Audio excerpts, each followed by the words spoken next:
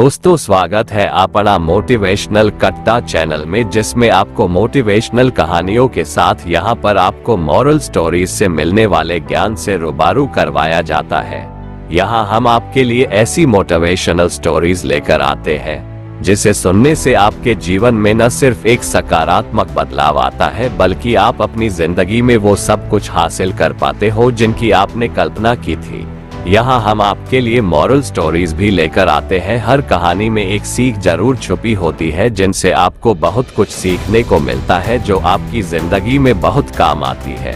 दोस्तों, ऐसी ही हजारों शिक्षाप्रद, लोकप्रिय और रोचक कहानियों का सफर हम आप तक लेकर आए हैं, जिन्हें लोगों ने बचपन में अपने दादा दादी या नाना नानी से सुनी होती है या फिर टीवी में देखी होती है।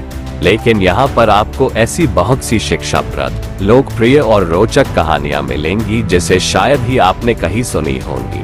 तो पढ़ते रहिए ऐसी कहानियाँ और सीखते रहिए एक नई सीख। साथ में ऐसी शिक्षाप्रद कहानियाँ अपने दोस्तों को भी शेयर करते रहिए। क्रोध हर किसी को आता है। जब भी किसी की बात बुरी लगती है या किसी का व्यवहार पसंद नहीं आता है तो गुस्सा आ जाता है, और एक बार जब यह आता है तो फिर दिमाग से निकलने का नाम नहीं लेता।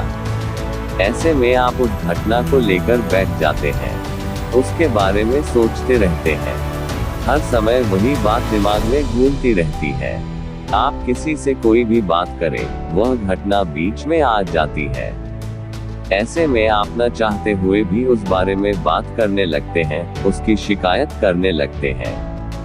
और अगर उस समय वहां पर कोई बात करने वाला नहीं हुआ तो आप अपने आप से ही बातें करने लगते हैं, बड़बड़ाने लगते हैं। इस सब से उस व्यक्ति की सेहत पर तो कोई फर्क नहीं पड़ता, पर आपका नुकसान जरूर होता है।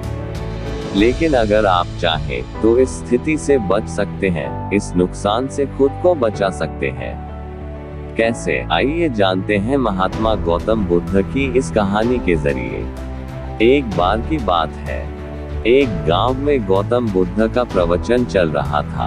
वे कह रहे थे, जब हम क्रोधित होते हैं तो दूसरों को नुकसान पहुंचाने की कोशिश करते हैं, लेकिन उस समय हम इतने आवेशित हो जाते हैं कि हमारी सोचने समझने की ताकत समाप्त हो जाती है। इसलिए क्रोध में हम सही निर्णय नहीं ले पाते और अपना ही नुकसान कर बैठते हैं।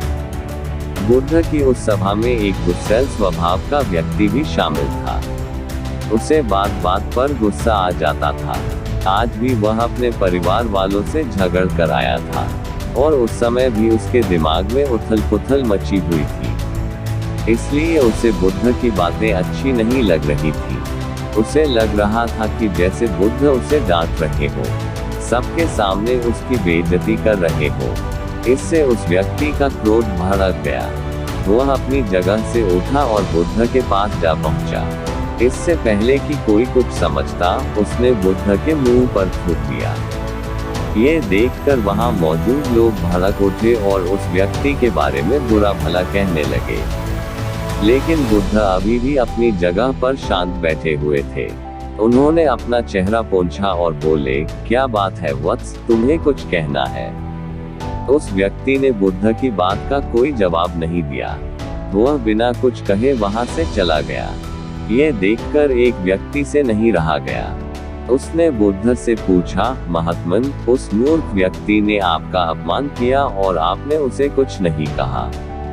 उसकी बात सुनकर बुद्ध धीरे से मुस्कुराए और फिर बोले, तुमने शायद उस व्यक्ति का चेहरा नहीं देखा। वह बहुत परेशान लग रहा था। मुझे लगता है कि वह किसी चिंता में घिरा हुआ था, इसलिए ऐसे परेशान व्यक्ति को क्या दोष देना। बुद्ध पर थूकने वाला व्यक्ति सभा से उठने के बाद अपने घर चला गया। वह दिन भर बेचैन रहा। उसे अपनी करनी पर पछतावा होता रहा। रात में भी वह सो नहीं पाया और बेचैनी में इधर उधर करवट बदलता रहा। अगले दिन वह फिर से बुद्ध की सभा में गया। वहां पहुंचते ही वह बुद्ध के चरणों में गिर पड़ा और रोने लगा। ये देखकर बुद्ध ने पूछा, क्या हुआ वत्स, तुम क्यों रो रहे हो? वह बोला, मैं वही दुष्ट व्यक्ति हूँ जिसने कल आपका अपमान किया था।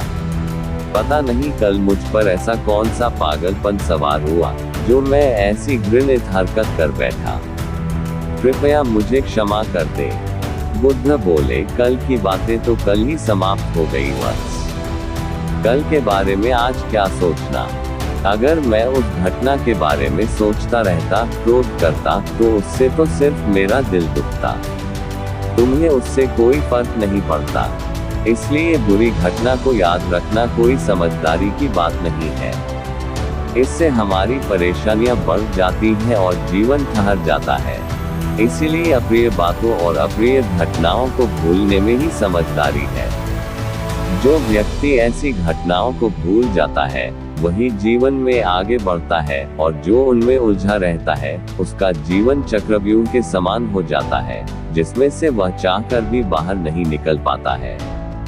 दोस्तों, गुस्सा करना बिल्कुल ऐसा होता है कि जहर तो आप पिए और कामना करें कि मर सामने वाला जाए।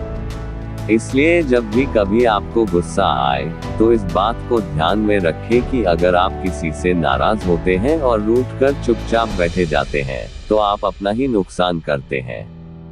इससे आपके समय का तो नुकसान होता ही है, आपके शरीर का भी नुकसान होता है। इसलिए अप्रिय बातों और अप्रिय घटनाओं को लेकर बैठना कोई हल नहीं है। बेहतर है कि उन्हें भूलकर आगे बढ़ें। तभी आप जीवन के प्रवाह के साथ अपने आप को जोड़ पाएंगे और जीवन का आनंद ले पाएंगे। हम में से ज्यादातर लोग यही समझते हैं कि हमारे दुखों का कारण कोई दूसरा व्यक्ति है, और जब हम ऐसा मानते हैं, तो हम अपने स्व नियंत्रण की कमी और अक्षमता को अनदेखा कर रहे होते हैं। वास्तव में ये हम पर निर्भर करता है कि हम दूसरों के द्वारा प्रदान की गई नकारात्मकता को स्वीकार करते हैं या नहीं।